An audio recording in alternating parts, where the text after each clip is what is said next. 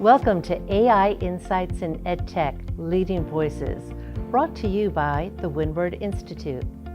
I'm Dr. Joan McGettigan, Director of Educational Technology at the Windward School, which serves students with dyslexia and language-based learning disabilities.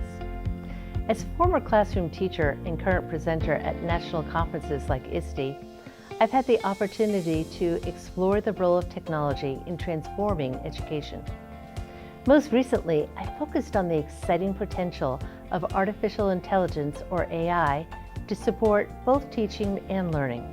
Today's episode takes a deep dive into how AI can be leveraged to support students with dyslexia on their learning journeys.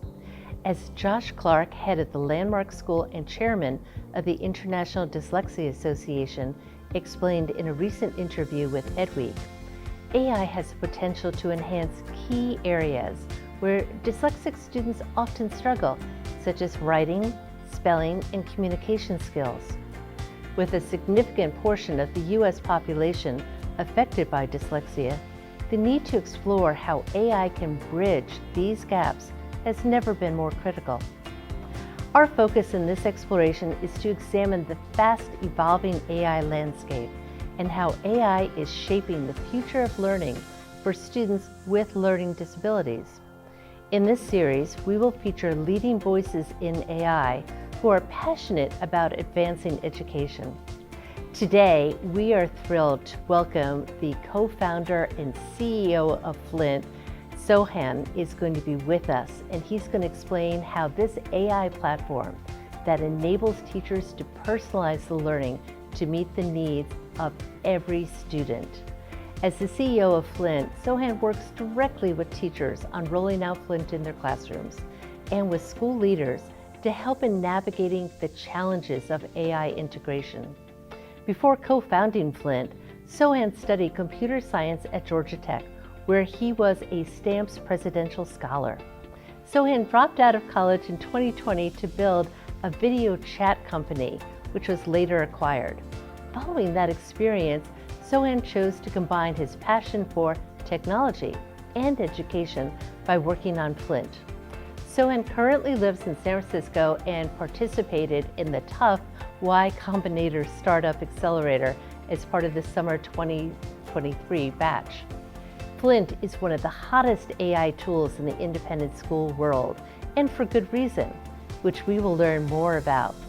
Join us on this journey as we explore, learn, and wonder together about the possibilities of AI in education.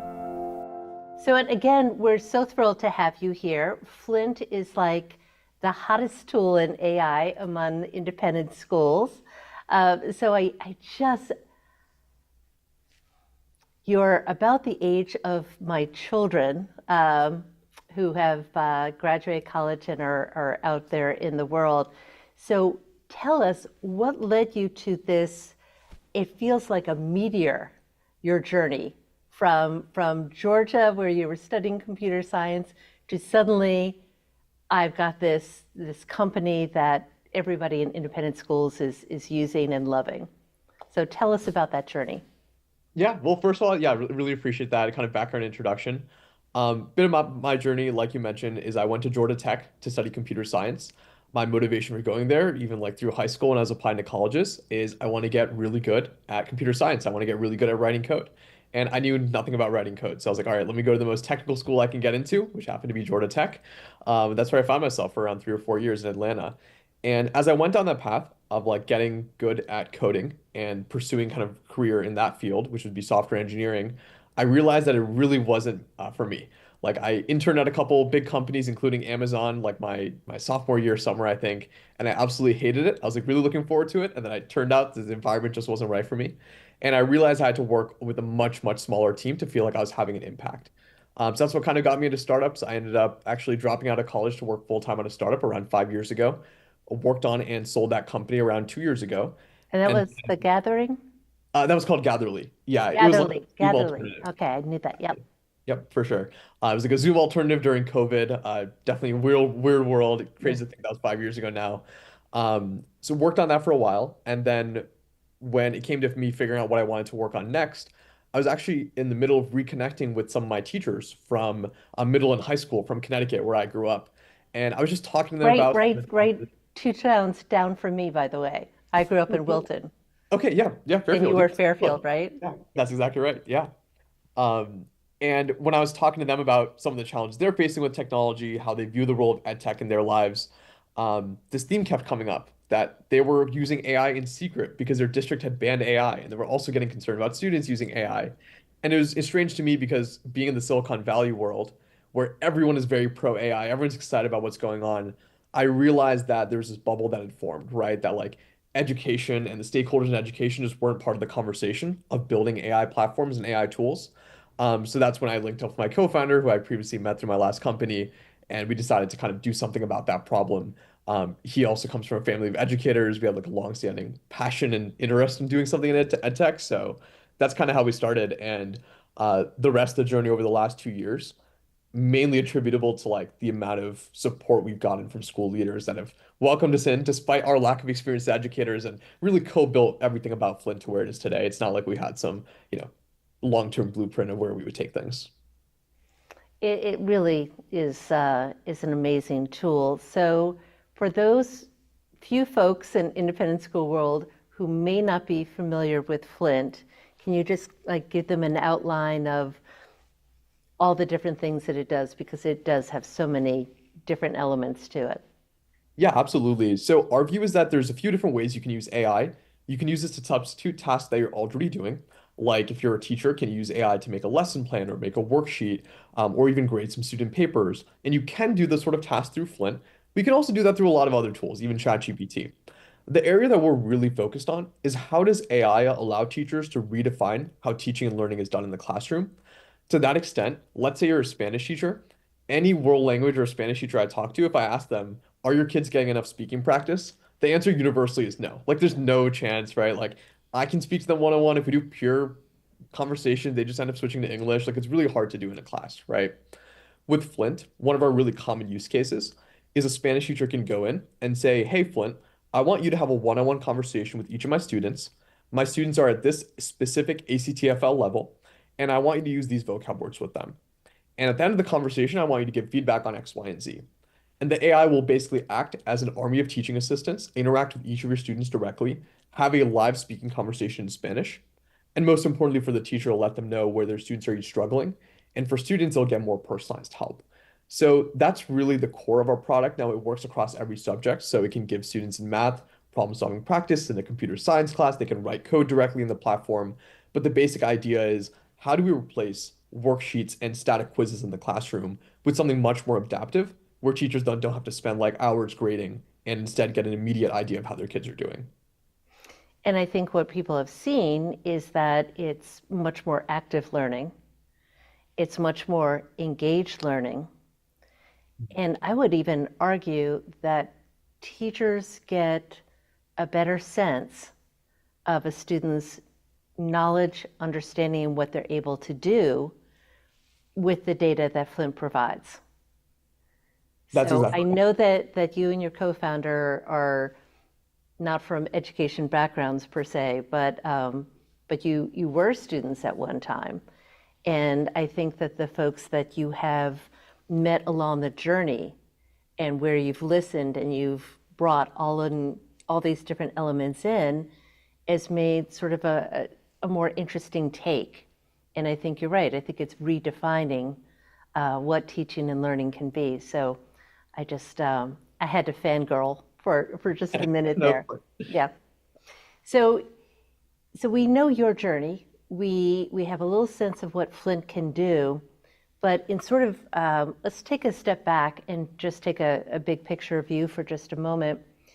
So for all of those school leaders that are out there, especially for our network of learning disabled schools, what are 2 or 3 critical factors that they should consider in the relationship between AI and education? yeah, it's a great question. Um, Personally, I was a longtime skeptic of the concept of AI literacy. So my view was, oh, the best way to build AI literacy is just to play with AI tools. Use ChatGPT, use Flint. Like that was kind of my pitch. Like That is the best way to learn about AI is to become familiar with these tools. I've kind of changed my view on that over the last year. I think it's very important that both teachers and students develop AI literacy. And as a school leader, you can use your power and influence to kind of set a mandate or set the bar for what that should look like. There's a lot of great resources being published. We are also publishing kind of free courses online, but there's many other organizations that have done similar things to give teachers a basic framework to understand what's going on with AI, what they might have missed out over the last 2 years, and walk away ideally with a framework that they can apply to future changes in the technology. What's really important to understand about AI is that it's not static. So the biggest mistake you can make is make a really rigid policy or set of guidelines. So you want to make sure that you're approaching it with a mindset that is like going to be adaptable to new things coming out and amazing new developments happening and possibly risky disruptive new developments happening as well. And as a school leader, ensuring that your teachers know the basics of AI, know like what new things are coming out and how students might be using these tools independently is super important to understand. And the second piece of advice I would say is keep an eye out for false traps because unfortunately there are quite a few, and there are a lot of companies profiting off of some kind of false narratives out there. Some that come to mind immediately. One of them is AI detectors. AI detectors don't work. It's the thing we get asked about the most. Like, can you add an AI detector to Flint? I'd love to. I'd love to go out and say, hey, it's impossible to cheat on a Flint assignment, but it's just not reliable. So I would recommend staying away from that. Um, I would say that's like probably one of the biggest traps you can fall into. And the second would be banning AI. Again, really understand why schools want to ban AI in specific circumstances. Of course, if you can use a lockdown browser for assignments, we're fans of that. We support that. But the reality is that students, if you go to the App Store, you can run this experiment yourself. Just type in homework help on the App Store. You're not going to be able to stop scrolling for 10 minutes. There are just so many different creative apps really that like will help students cheat on assignments. So the question isn't how do we ban AI? How do we catch students using AI? In our view, it's let's build literacy amongst our teachers so they can understand and predict how students are using these tools. And that's going to cause students to be more open about their usage. And then also, let's find a more positive path forwards where we say, you know what, there might be some risk to academic integrity that AI introduces. No one's denying that. But can we find more positive ways to use it, like for personalized learning? So I would say those are the two pieces, AI literacy and then avoiding some of the false traps. Well, it's interesting to me, that your mindset kind of changed on that. We actually have our curriculum committee of our broader school technology committee is actually working right now on developing AI literacy framework for our students. So I kind of would like to just emphasize what you were saying to our listeners that even if you don't want to incorporate AI in the teaching and learning in your school right now, okay, you still really need to incorporate AI literacy as just a base of learning for students. It's almost criminal not to equip them right with that knowledge. But I want to go back to something else that you mentioned about academic integrity, because I think Flint provides tools where you can really see through the conversation with the chatbot what the student is thinking about, what they're able to do, and this is extremely powerful data for teachers, and we'll come down to that topic in just a minute. But something that's been bubbling up on my listserv, particularly among independent schools, is this idea of teachers should cite where they are using AI as a model for their students. What do you think about that? Yeah, I'm fully in support of it, even if it's not the most popular idea. I think it's really important. Like, I've been in conversations. One thing we'll try to do often, especially to make up for the lack of experience my co-founder and I have, because we haven't been teachers before, is we try to visit our partner schools as often as possible. At least once a month, we'll email a school, say, hey, can we just fly out to you guys? Can Yeah. we come out for a day and like just observe how you're using the platform? And many of the school leaders have then given us the opportunity to like speak to classes of students and have like a very honest discussion about their AI use with them, with the promise that nothing they say will be, Yeah. used by their Right. teacher. And it's something we'll ask students about pretty often is how do you feel about your teachers using AI? And and sometimes they'll just come up organically as something they'll bring up as a complaint. And I think that there's a general sense amongst especially upper school students of why is my school limiting to such an extent how I can use these tools when I know my teachers are using them? They might be using it to write emails to me or write report card comments or grade my work. Then why can't I also use it? So I think it's really important to avoid that sort of scenario where students feel like they're being punished, but their teachers are allowed to use it and it's viewed as like this good versus bad thing. I think everyone should be as transparent as possible about their AI use. I've seen some teachers literally have a line in their email signature saying this AI might have assisted me writing this Yes. email so that I can respond to you sooner. And then even just that framing of saying like this is letting me do my job better suddenly creates that impression in students of like, oh, if it's letting me perform better, do my job better, then it's acceptable. If it's a shortcut for human connection or like actually doing my job and serving some need, then it's a shortcut. So I personally think that teachers should do more to cite their use of AI, and also be wary of the slippery slope of using too much AI, which I think is a real thing. For example, you can now create worksheets with the press of a button in Flint and a lot of other tools. That doesn't mean you should overwhelm your students with worksheets because now it's really easy to create them, right? Like there is still like a maximum level of worksheets you should probably use that's gonna, be at a point before you diminish student engagement.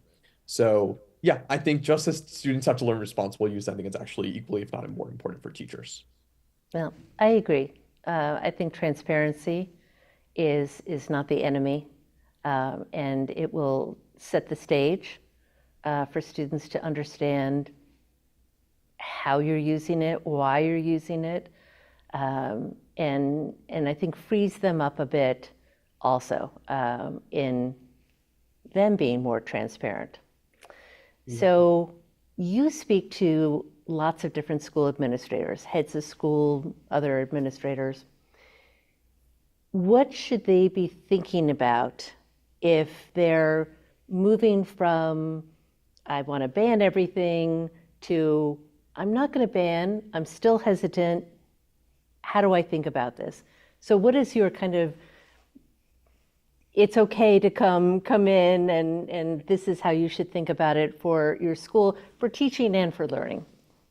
Yeah, so I think that that point when a school is open to the idea of introducing some level of AI, they might be not sure what direction they should go in yet. That's when I think experimenting with products is a good right fit. Sometimes I'll talk to a school that is like still figuring out if they even want to embrace AI in any way or not. I don't recommend they try Flint or really any AI product. I say, all right, I think there's some internal conversation you need to have to like understand your approach, policies, that sort of thing. But once you've opened that door, I think that's a perfect time to try things. My advice, even if it goes against my interest, would be not to buy anything, and really take your time evaluating. So typically what we see in schools that end up adopting Flint is they've used Flint with at least two classes, and typically many more. Typically it'll be like hundreds of students that they'll try it out with and really get a sense of, is this a direction we want to go in as a school? And I think what's emerging in these different AI platforms, and we're one of many, there's probably 4 or 5 pretty big AI platforms out there now. Each of them have a little bit of a different flavor. Some of them are more Yes. geared towards younger students, some older students, some more towards saving teachers time. We're more on the student learning side of things. And I think every school, especially every independent school, is very different. So I'd recommend trying out a couple platforms, spending a month or two to test them out, use them, get both teacher and student feedback, and ensure that your school community is part of the process. It's almost dangerous to just jump the gun and say, hey, we're going to immediately use this thing and just roll it out.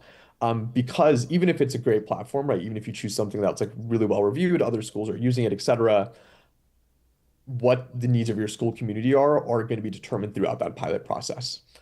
So I think the schools we work with that we have the strongest partnerships with found and discovered these novel use cases of using AI that we didn't even market or tell them about. I So love that one that. language kind of practice I mentioned earlier of like if you're a Spanish teacher, use it with Spanish speaking practice. That's actually not an idea we had. We partnered with the school that thought of that idea that then pitched to us as like, hey, can you build this in? And now we built it in, it's really popular. But I think like making sure that your school is actually part of the process of co-developing these platforms is going to make sure, you're a true partner, not just like a customer of like some platform or some software that someone's selling. Well, obviously, I love that attitude.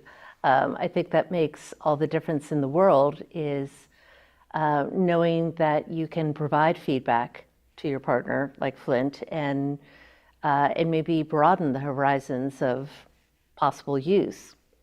So let me come into an area that I know school leaders in particular are very focused on. So how do you protect student data privacy? Yeah, it's a great question. So it's important to use educational specific tools.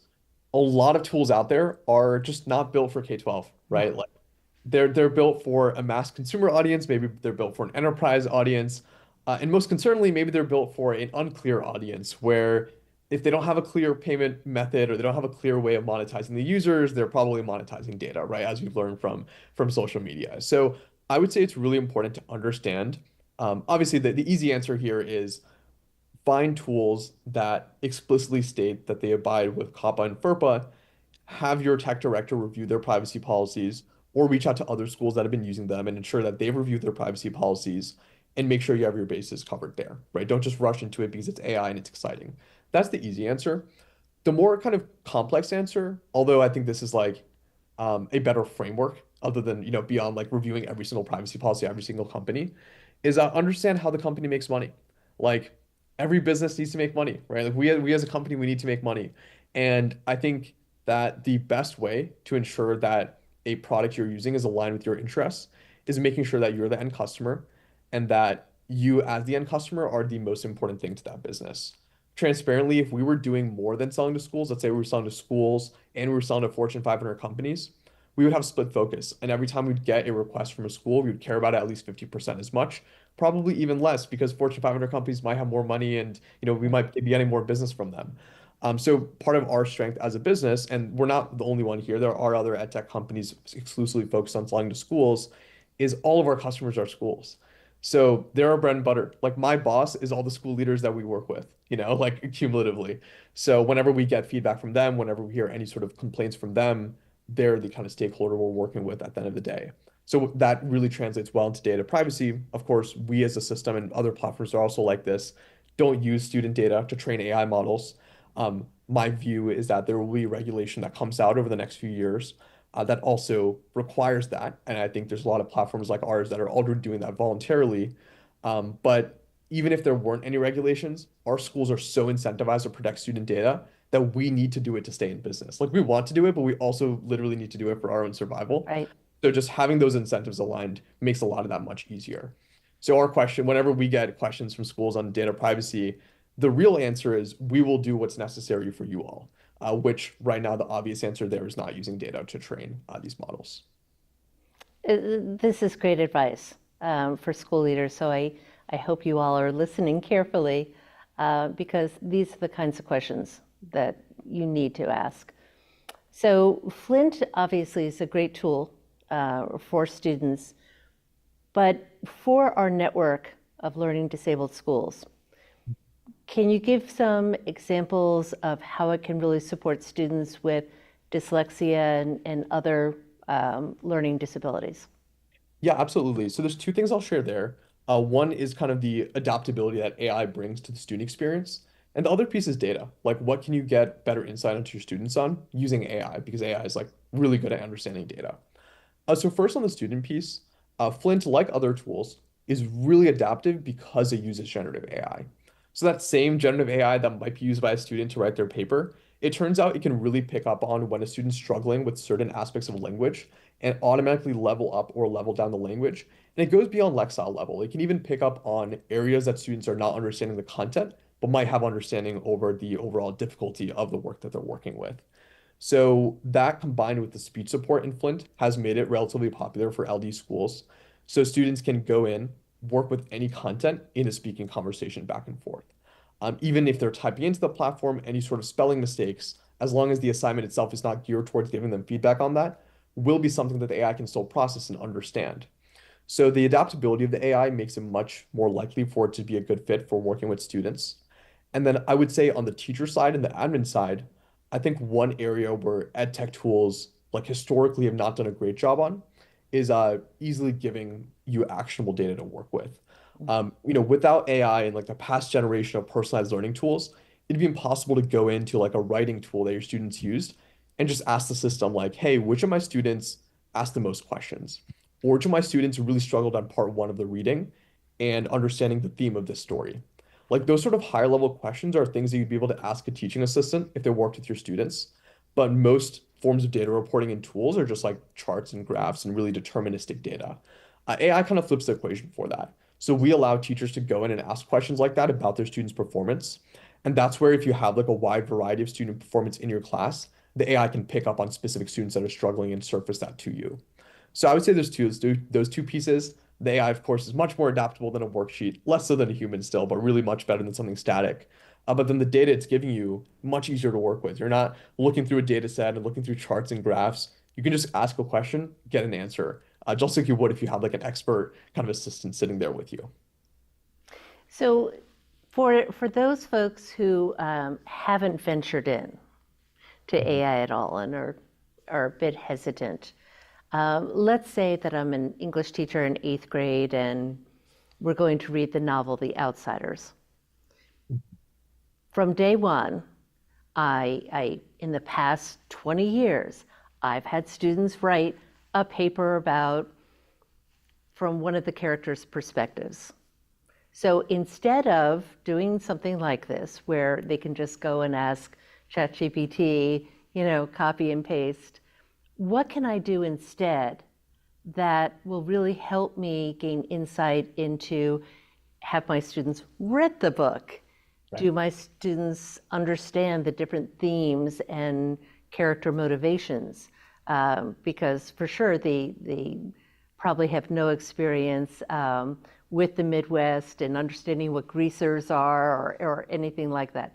So I'm sitting in front of the screen, I'm looking at Flint AI. What's your advice? Yeah, it's a great question. And what I love about that original assignment is that the students are playing a perspective, right? Which adds another level of storytelling as they actually have to put themselves in the shoes of that character. So going back to your question, if they're on Flint, as a teacher, I'd put in a bit of what you said. So I'd say, I'm an 8th grade teacher. My students are reading The Outsiders. And then here's what I'd say. I would say, I want you as the AI to interview my students who are going to be this character from The Outsiders. And that's all that I put in. I'd hit enter. And then, of course, if I have a grading rubric for like that essay I used to use in class or like some example writing from the previous year, I could obviously upload that in. AI is better the more data you give it. But if I just put in that information, now the AI will be interviewing my students who are now going to have to be playing that character. And even if every student somehow copies an answer from each other and puts in the same answer to the AI in the beginning of the conversation, the AI will take each conversation in a unique path. And then even small differences in how students describe their experience as a character, small areas where they struggle to really empathize with that setting of the book will be picked up on by the AI. So every student will have a very different, very personalized experience. And then as a teacher, you're still getting the same data of like, are my students, sorry, able to play and really understand the role of this character? And instead of writing an essay, they're instead maybe still having a 20, 30-minute writing exercise. It's just much more conversational than before. So that's the way I'd do it. And on an assignment like that, if you really wanted to, you could turn off in Flint the ability for students to type so they have to speak to the AI. You might lose the practice of typing and writing, but now it's suddenly much harder to cheat. They actually have to sit there and speak to the AI for 20 minutes and really prove that they've done the reading in this case. I love that. And I love actually the idea of having them have an actual conversation instead of typing, because I think in some ways we've kind of lost that communication skills are not just writing. Right. And so this idea of having a conversation, listening to what somebody is saying, and then replying back to it is perfect, I think. It reminds me of, I don't know if you've come across the two IB English guys. I want to say like No. they teach in Singapore or Hong Kong. I'm not sure. They have a whole website. But before you all came out, they turned to ChatGPT, and I think it was a Shakespeare play. I can't remember if it was like King Lear or Macbeth.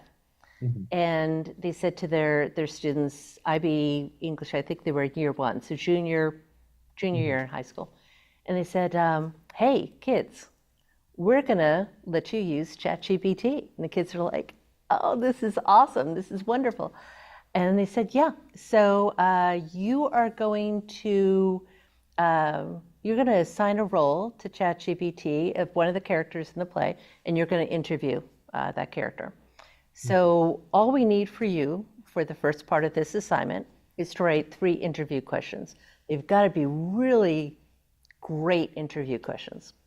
So the kids are like, oh, this is easy. They submit their questions, they get it approved, and they're about to sit down and enter their questions, and they're like, this is the greatest assignment ever.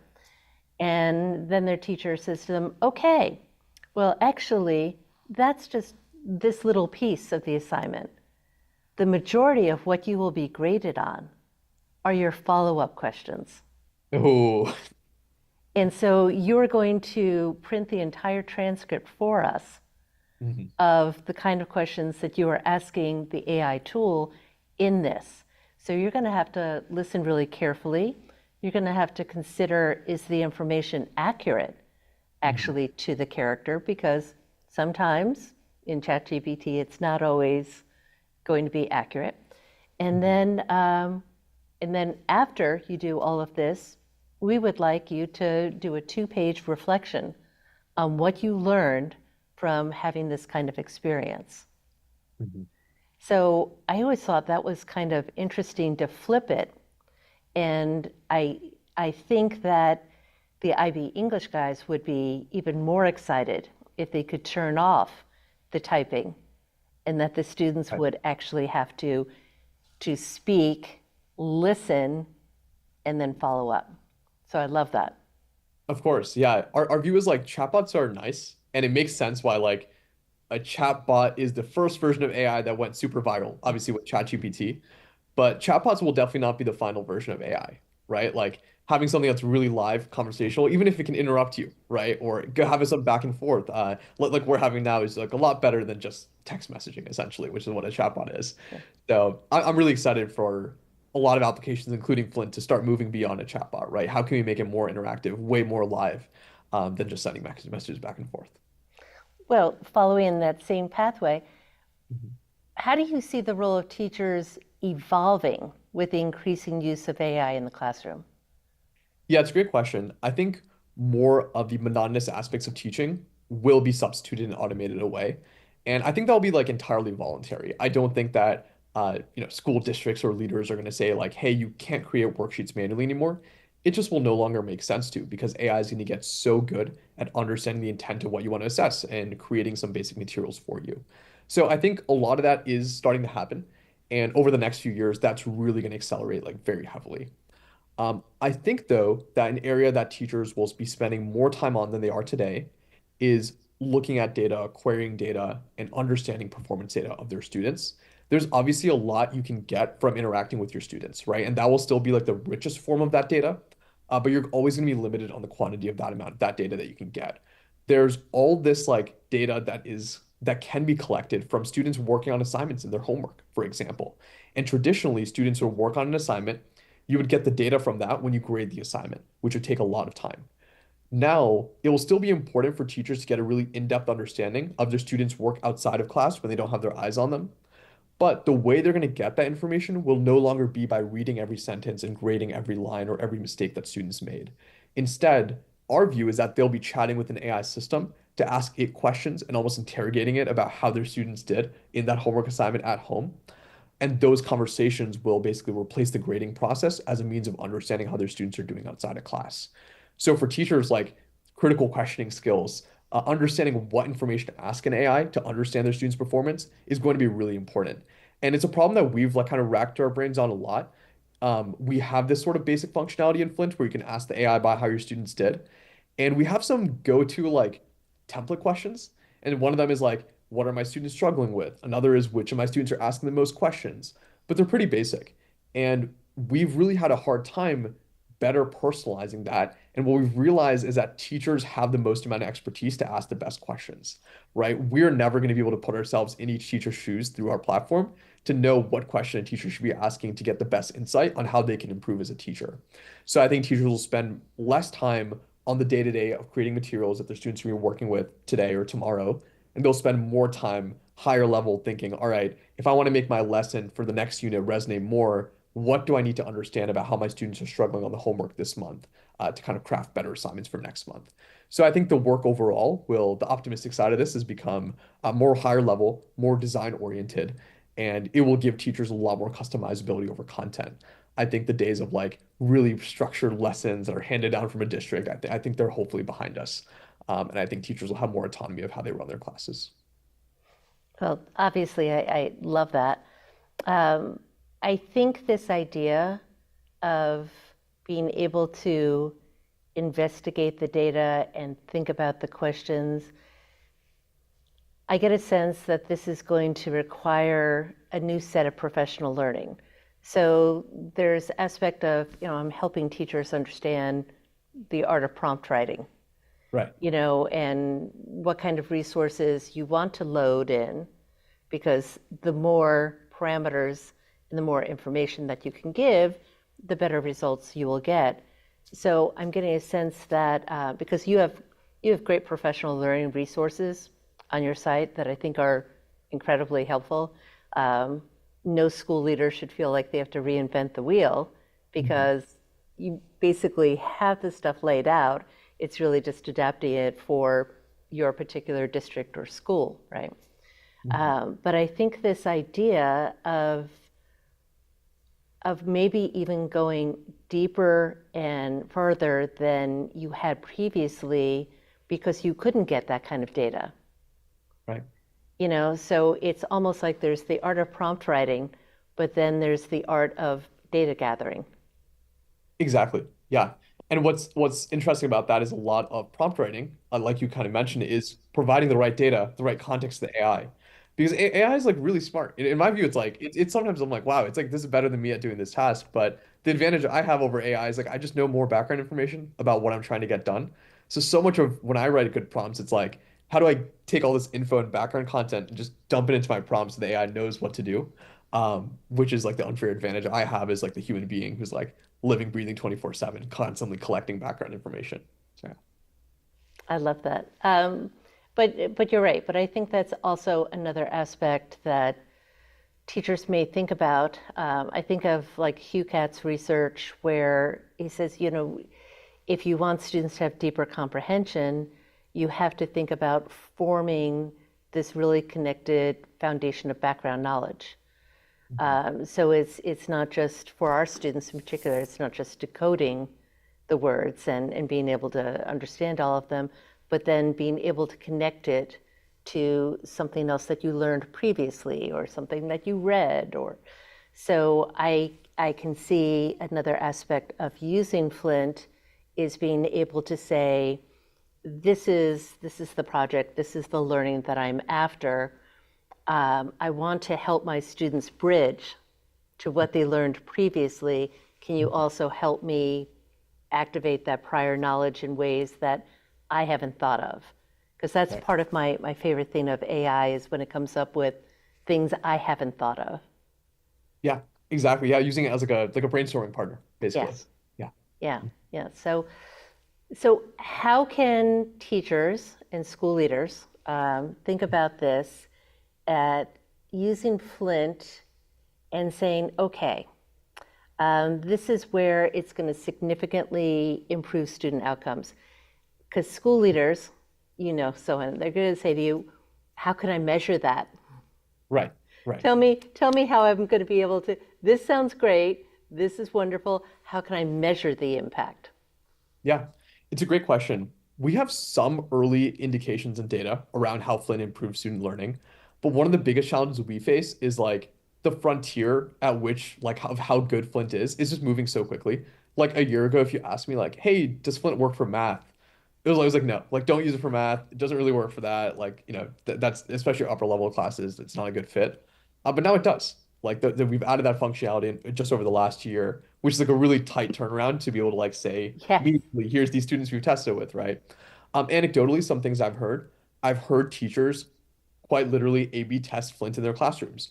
They'll run all their formative assignments in a class using Flint, and then in their other section of that class, they won't use Flint to kind of see what the difference is. One of the most promising parts about some of those experiments for me is a lot of them have fallen apart because the teachers have seen the advantage of using Flint to be so great that they're like, I can't like not use it with my I other can't students. deprive my other students, yeah. Exactly. I would say like using it in the capacity of formative assignments is like the least disruptive way because you're already using formative assignments with your students. And it will be the most impressive because formative assignments are typically not one where students are getting a lot of benefit out of in terms of their own practice. It is mainly for the teacher to understand where each student's at. Maybe the student's preparing to some extent and studying a little bit ahead of each one. But if you replace that with something that is adaptive and personalized, you will see learning benefit during the time that they're taking that assessment. So just another anecdote of this is I was chatting with the head of school or really principal of the school of Brophy Prep, which is a college prep school out in Arizona, great independent school there. And I was visiting them in person, and he teaches a religious studies class there for, I believe, their seventh and eighth graders. And he shared with me that at this time of the year, this was late March when I spoke with him, the class had been running since August, and all the students were around a month and a half to 2 months ahead. And the only difference he had done was just replace his formative assignments with those done in Flint. So I would say like the best way to see the advantage is use it consistently for formative assignments. And then any improvement that you see in student learning will just compound class-wide week over week. And within a few months, the difference will be pretty clear. That said, not an official claim. I really hope I can re-have this conversation with you a year from now and say like, hey, we have this great study that like actually proves this. A lot of it right now is just anecdotal. But I have strong belief in it because it's as simple as doing more reps, right? If student get more at bats, more rounds of practice with problem solving, let's say, and they get more feedback on where they're getting things wrong, they will naturally have many more chances to improve. I agree. And also I think the ability to ask more questions is something that I don't know that many people are looking at. So, in a class of 22, you in a 40-minute period, you're only going to have a small handful of those students that'll be able to ask questions. Maybe Exactly. they'll meet with the teacher later. But I just would kind of be curious about just the plain number of questions that my students are asking, because that's something that I would want to increase and promote, continue asking those questions, because I think so many school leaders and teachers are hesitant because I think they view, and this is more the question of academic integrity and that copy and paste kind of idea that they may have of AI, is that it's taking away the critical thinking. Mhm. And I think the way Flint is set up is that it's actually trying to promote critical thinking. Yeah, no, that's exactly right. I think a common frustration you hear from students is they go into Flint, they start to use it like ChatGPT, just like, give me the answer, write this for me. Extremely Nope. frustrating. It won't do it. It's like, oh man, why isn't it helping me the way that other AI tools do? Um, so yeah, I think there is a conception out there that some folks have about AI tools, but that's where I'd say try different stuff out there, right? There are educational specific tools. There's companies like us incentivized to do the opposite of build an answer giver, right? Like if Flynn starts giving out the answer, I'm gonna get like 100 emails of people complaining about it, right? So that makes us very incentivized not to do that. So yeah, there's like this emerging kind of new set of tools that we're a part of that are trying to combat that narrative. So can you describe a little bit about, because this is relatively new, the math part? Mhm. So is this, students need a writable device? Are they putting in, because I haven't delved into that area. Yeah, no, absolutely. We basically have three different methods for how students can input math. Technically four. I'll start with the fourth, where they can just like type it in on the keyboard. You can use like, carets for exponents, slashes for fractions. It's not great, but that works. The three we're really proud of, though, is we have a math equation editor. You can click that at any point while you're chatting with Flint, and it'll pull up a full screen editor where you can click buttons for specific things like square roots or exponents, or use keyboard shortcuts to access those exponents. And it's very similar to math type if that's something you've used Oh, before. yes. And then we have two other methods which are a bit more kind of AI-y and a bit more advanced. Well, the first one we added is a camera, like a webcam input. So let's say you're working on a math problem on a piece of paper that Flint gave you. As a student, you can click the camera button, hold up your piece of paper, and just take a picture of your work. And the AI will use vision support to understand what's on that picture. And it can even point out to say, hey, on the second line of your work, you made this mistake. And then the third one, which I think relates to what you were asking about, is we allow students with like a stylus on an iPad or on a touchscreen laptop to actually draw their work on a virtual whiteboard. So that's fun because you can use like different colors and actually draw graphs and all that sort of thing. If the AI even creates a graph for you, you can circle parts of it, ask questions about it. And that would be like the most interactive way to use this through that whiteboard tool. But yeah, we've made it very easy so that like, if you have like something on a piece of paper, something in your mind, you could just draw it, take a picture, whatever it is, or just type it in, and they I will be able to see what you're doing. And the same thing, it's not going to give them the answers. Mhm. It'll point out mistakes. Will it also provide guidance? It will, yeah. Okay. So we have some default standards built in where it's going to provide some basic hints and guidance, but not give away the answer. But that is fully customizable by the teacher. So we've seen some teachers go in and say, "Hey, don't give any help to my students. Like, just give them the problem. Very end, give them feedback. I just want to, kind of get some data on how they're doing." And on the opposite end, one creative use we've seen is we'll have teachers go in and say, "Hey, Flint, I want you to give an unlimited level of help to students. Like, this is for a test coming up. I just want them to have as much review as possible. It's fine if you give away the answer." And it's really just kind of up to the teacher. We have some basic guidelines built in, but you can remove those, you can change this however you like. And it kind of gets back to that point of teacher customizability, right? Like, we're not here to say you can't make the AI super helpful. If that's what you need for a review session, right before the test, we don't want to limit that use case. I love that. So we talked a lot about how Flint supports student learning. How can we use Flint to support teachers in their professional learning, their professional development? Yeah, it's a good question. You could technically use Flint to self-teach yourself any topics. There's like a tutor me on a topic kind of tool built in. I've heard of teachers kind of like relearning math and physics because it's something they previously taught or previously were passionate about, and maybe they're as an administrator now, haven't done that in a while. So you can definitely learn content yourself that way. There's two other main ways though. We do have an AI literacy course for teachers that's launching next week, actually, right after Oh, Memorial Day. great.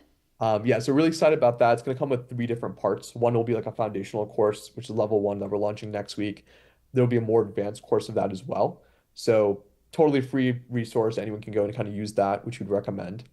Another unique way we've seen teachers use the tool is we've seen them use it to ask questions about and understand their school's AI guidelines and policies. So one of the schools we're working with is Wesleyan, out in Atlanta, Georgia. And the way they've been using Flint, or one of the ways they've been using Flint, is they've gone ahead and made this Flint activity, which is basically like a customizable AI chatbot, where they've uploaded their school's AI guidelines and policies. And that's a teacher-facing chatbot. So at any point, if teachers have questions around what's acceptable use of AI for my students, or how should I word the guidelines for an assignment I'm giving to my students to make sure that they use AI to this extent or not beyond this extent, they can go into that Wesleyan AI chatbot, ask it a question. The AI will pull from all the information from the school's AI guidelines and give them a response. So we've seen schools kind of implement these chatbots internally, and you can imagine just the amount of emails and back and forth that saves. So that's more of like a time-saving use of it. I love that.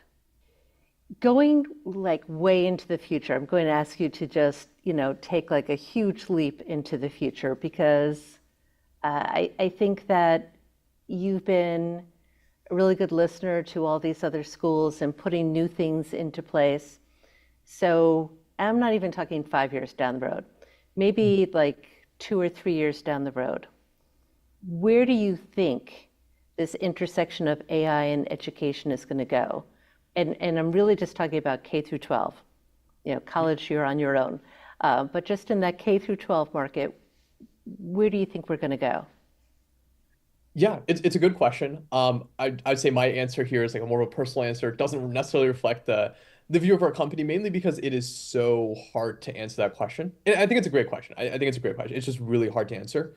And the reason for that is my personal view is that the level of disruption we're going to see due to AI, even the next 2 to 3 years, let alone the next 5 to 10, but definitely also the next 5 to 10, is like 10 industrial revolutions in one. Like I think it will totally change the nature of how we work and interact with one another. And hopefully more will change work and less about how interact we how we interact with one another. But I think that a lot of education today is focused on turning kids into productive members of society in the economic sense. And a lot of how we assess whether or not a student had a good education is unfortunately through like what job did they get once they graduated college. Like that is a lot of the reason why schools and universities exist. That's a lot of the reason why they're gold on, especially at like I would say the higher education level. I think AI will fundamentally change and in many ways remove the need for traditional knowledge work. because they'll just be really, really good at doing a lot of things that humans have traditionally been good at over the last few decades. I think what that will mean is that K-12 education is never going to go away. I think it's like always going to be critical that we educate human beings, like no matter how good AI gets. But the focus of education will be less on what job will students get out of school. And I think it will instead focus more on communication, empathy with one another, and civic responsibility. Like I think in the future, a lot of our roles as human beings this is getting like almost a bit conspiratorial. I think a lot of our role as human beings will be dictating how we want AI to work with us and in our best interest.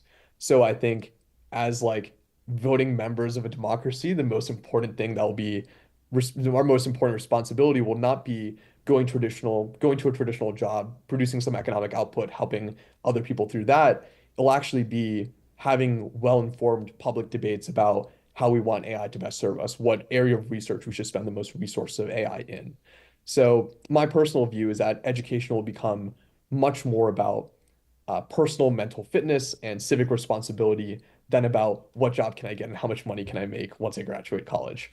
And that's a future I'm personally excited about. I also think, not to be too, just so it doesn't come off as too negative, I do think many, many new jobs that we can't even predict or understand now will be invented because of AI. And I think for that, again, it'll be really important that students have high AI literacy, but also a high level of adaptability. And I think schools will have to teach to that, right? Like even especially in a K-12 setting, a student in middle school looking ahead to what they might want to do in their future is going to be near impossible to predict with the level of change that's going to be happening. So it's more about what skill sets do you want to develop further? What do you personally get gratification from?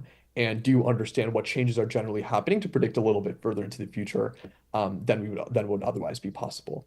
So I'm personally excited for the future of K-12 education. I think there'll be a lot more disruption in higher ed because a lot of higher ed institutions are more focused on kind of career opportunities and results.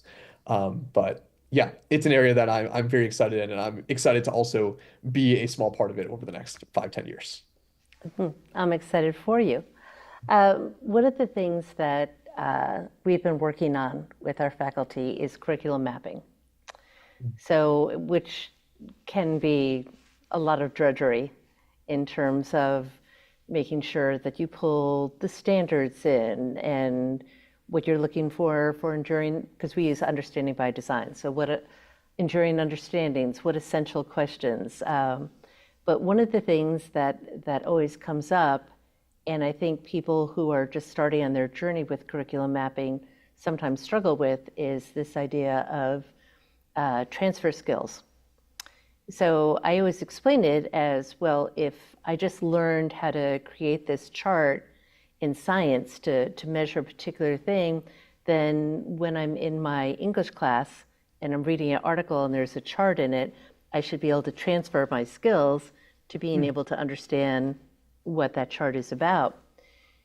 But I'm interested in sort of a way that we can use AI in, and maybe this is somehow putting this in the prompt, is sometimes pushing students. So if I'm having them have this conversation, and I'm having them go through this different kinds of learning, whether it's math, science, history, or whatever, how can I use it to then push them into applying it in a novel situation? Because that's where you really see the learning. Like what do students know? What do they understand? What are they able to do? But then that fourth one is, how can I take those three and transfer that into a completely novel situation? That's a great question. I love it because it is like something that's really hard to do today because of like just like regular constraints we have, right? Like it would be great if every teacher, let's say I'm a math teacher, I teach my students my calculus AB class, right? It'd be great if I could teach that class and then I could walk with them to the rest of their classes and write down, all right, here's where this is connection. Let me actually jump into the physics class, mention this other thing that ties back. But there's just like a time limit. Like I can't actually physically go to every single class and follow my students around. That is something we're excited that AI can start to do.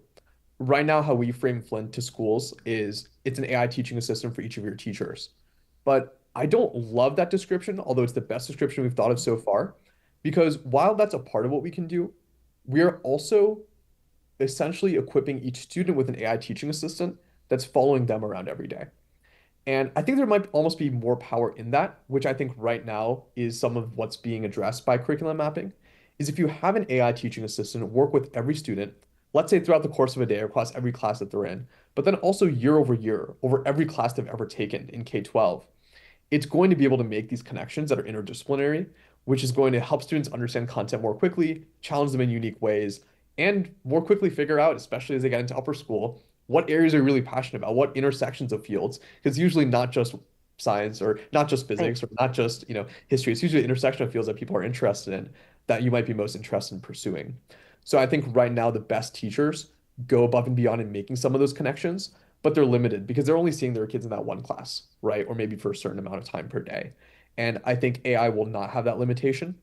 But then also, because it will have so much data, who's the human being, who's the human educator querying that data, asking questions about it? Is maybe is the counselor, maybe is it, another academic advisor that that student has to actually then present that to students in a way that actually connects with them and matters. That's the part that AI won't do, but I do think that AI will be able to draw the connections more quickly because it'll just have all the data that right now, an individual subject teacher just physically can't go and get. This is fabulous. Okay, so what you're going to do for Joan is you're going to make this part of Flint that will be able to pull across all of the curriculum maps and say, oh, okay, so Harry, you're in 10th grade English right now, but I know, because I pulled in all the knowledge of your curriculum maps, what you studied in ninth grade. And I'm going to say to you, Harry, remember you studied this in biology. So can you Yeah, apply exactly. this to this current learning? That would be like the ultimate. Right. Okay. Exactly. To me, that I hate that that basically sounds like science fiction because that's where I want Flint to be today. So sometimes I get asked people like, oh, like what are you gonna add into Flint next? It seems like it has a lot of what we'd want. I'm like, oh man, like there are so many hundreds of ideas like this. Yeah. This is probably one of the most exciting ones that I think we're gonna look back on in maybe 10, 20 years and be like, wow, how did schools help students without having this data or without being able to connect these pieces so easily, right? Um, so yeah, this is really what excites me looking forward. Well, I've got a laundry list of these ideas, Sohan. Perfect. So, I'll email you so after. someday when you have, nothing better to do, give Joan a call and I'll run down all of the greater questions of knowledge, understanding, and application. Okay, Appreciate that that. would Will be do. that would be perfect though. All right, Mhm. so I just want you to take a little step to the side. So um, in our LD school network, I know we have many other people tuning in who are not in LD schools, but in our LD school network, there probably is a bit of hesitancy in bringing AI in because, especially for students with dyslexia, there's a lot of direct instruction involved, and you're really working step by step so that students can decode, they can comprehend, they can write. All of these different pieces are really, really important. So school leaders and some teachers have been maybe hesitant to Mhm. kind of embrace. So what is something that you would say to them that would help them alleviate their fears and say, okay, maybe I can see it in this aspect? Yeah, absolutely. I think as excited as I am about using AI with students and like that personalized learning benefit, I think like a critical, almost essential on-ramp for most people and most teachers is seeing the value it can have for yourself. So even if you have skepticisms about how you might be able to use it with students, just start using it for yourself, right? Maybe the first version of personalized learning you do with AI isn't one where the AI is interacting with your students, but maybe you just use AI to make two different versions of the same worksheet or five different versions of the same worksheet, something that just would have been really hard for you to do, just given time constraints before. Try using AI in that way, get that immediate value for yourself, and then naturally, I think you'll start to see some ideas of how you can start introducing it with your students. And it doesn't have to be as advanced as some of the ideas we were talking about earlier. Like they don't have to go and be interviewed and play the role of like a character in a book. Like that's pretty advanced. It could be as simple as, a basic spelling quiz, right? Or a simple reading quiz off of like, maybe less content. But I think using it for yourself and your own value will just change how you think creatively about using AI moving forward. And especially if you feel stuck or apprehensive, that's where I'd start. Is like, okay, what is something I'm doing today that's like I've heard other people are using AI for? Let me just start there. Let me start using it that way, and then let me get more comfortable with it, build familiarity with it. I think you'll be surprised by like how quickly you start thinking of kind of novel ideas yourself. It's been really common where I've talked to a teacher, met them in person, and they'll say like, "I'm just here because I've been told to come to this AI meeting. Yes. I'm not an AI person. I'm not going to use this." I'll be like, "All right, that's fine, but like maybe you know, it sounds like you do this manual work. Maybe try for that." And then I'll talk to them even like 2, 3 months later, and they'll be like a top user of Flint at that school. So those are the stories that excite me the most, and it gives me enough confidence to say like, try it out. It's probably for you in some capacity, and then it'll change how you think about it moving forward. Okay, and then for those leaders who are trying to figure out how to develop a policy and all of that, they can actually go on the Flint site where you've collected many different examples of Yeah. policies, and they can kind of go through that. So there's that resource. You had the AI literacy coming out in, I'm sorry, you said a 3-part course? Yeah, we have a student course that's already out, and then we also have a teacher 3-part course. So the teacher one is 3 parts, and that one's coming out over the next few weeks. So the first part's coming out next week. Okay, so they've got all of those resources at bay, and so they can pull upon that and join the fray, right? That's exactly right. Yeah. Yeah. So what have I not asked you about that you would like people to know? Yeah, it's a good question. I think one thing you haven't is what could we be doing better at as a company, like as Okay. Flint? What are limitations that exist today? And I think it's important to discuss mainly because like I love the Flint product. I'm very proud of what we built, but like it is a shadow of what it could be. Like there is so much more that's coming. I think like and I think this is relevant to talk about because as a school leader, as you're evaluating kind of different tools, it is definitely not just about what the tool is capable of today. Trajectory and velocity of how the tool is improving, I would argue is actually more important than what exists today. Like I would rather partner with a company that just started yesterday, but is just like moving way faster than one that's been around for 5 years, but really hasn't done much, over the last year. Because like, AI really needs vendors that like are very adaptive. So for us as a company, areas that we are not satisfied with, that we are actively working on improving, one of the biggest ones that we hear from schools is how Flint talks to other systems.